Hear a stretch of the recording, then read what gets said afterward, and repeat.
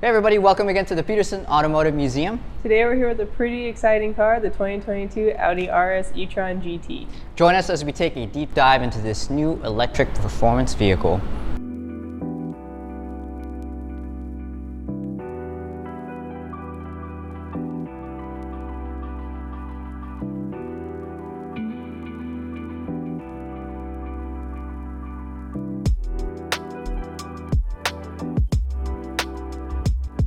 Range on the RS is 232 miles, which is fair, granted its speed, power, and weight. It's a little bit over 5,000 pounds.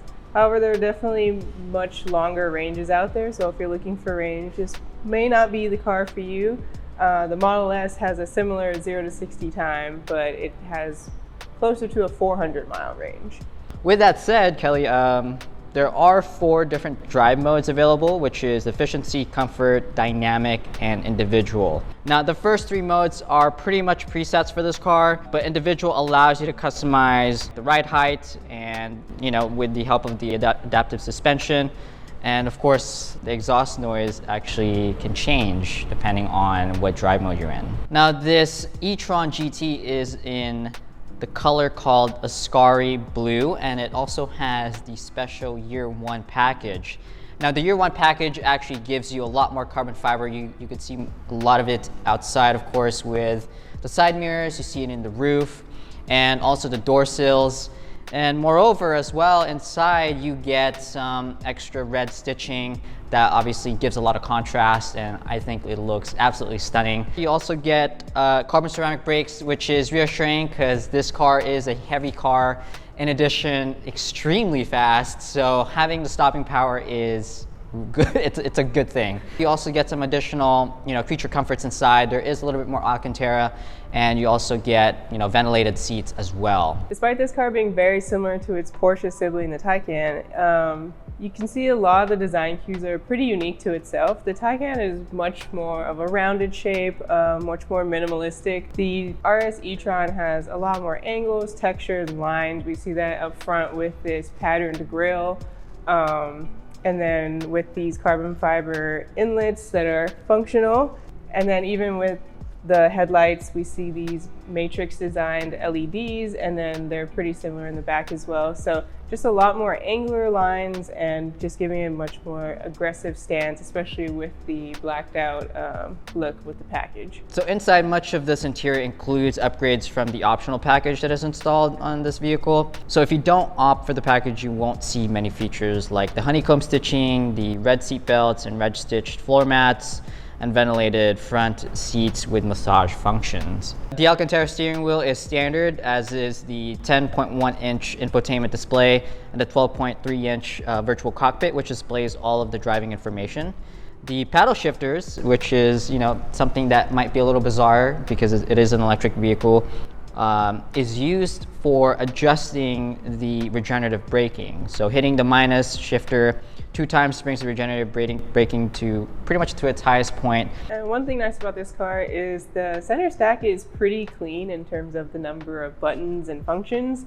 Really all you have for your driving modes is the drive select button, which allows you to switch between those 4 driving modes that we were talking about earlier.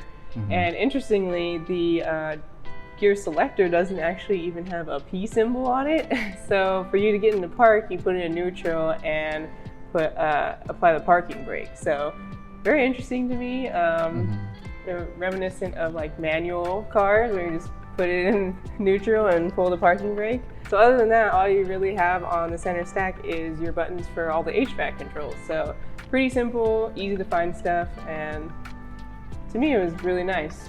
So Kelly, this RS E-Tron GT is definitely in a different league than the Kia EV6 that we had a couple weeks ago. Essentially, this car has 637 horsepower and 612 pound-feet of torque.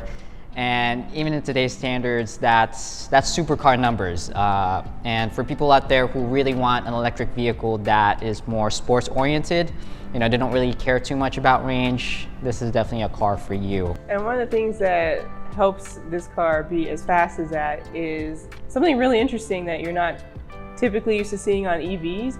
So Audi actually put a 2-speed transmission in the rear. Usually your EVs just have the 1 gear, drive, forward. But this one has a 2-speed transmission. That first gear gives you that instant torque, and then once it shifts into the second gear, that's when you get your efficiency and then just any extra speed or power that the car can give you. Something really unique about this car, something that we don't usually see, and I wasn't really expecting for an EV. So now that we've covered basically all the features and the performance numbers of this car, why don't we go ahead and take it out for a spin? Let's go.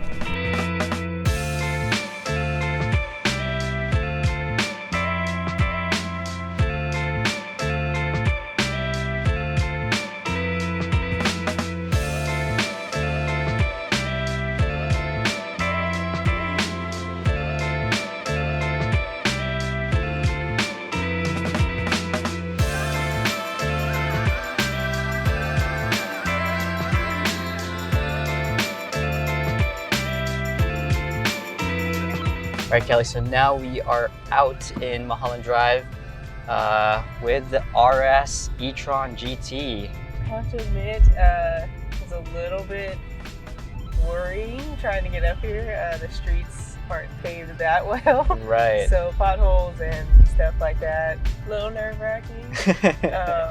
Even given that, it handles perfectly fine.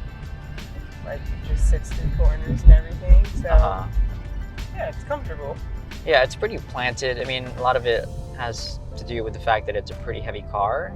But I think too, like even when you're going relatively quick in these canyons, it's kind of reassuring that you have the carbon ceramic brakes. Yes. And again, like handling wise, it's pretty good. It's not bad at all. It's actually a very agile car for what it is. I mean, of course, we're not pushing it too much here. But it gives us an idea of how capable this car is. It definitely has a lot of power. You know, 637. Geez, that's McLaren, Ferrari numbers. It's insane. Yeah, it's crazy. There's a gauge on there that tells you like percentage of the power that you're using, and you feel like you're going fast, and then you're not even using that much percentage. Yeah, exactly.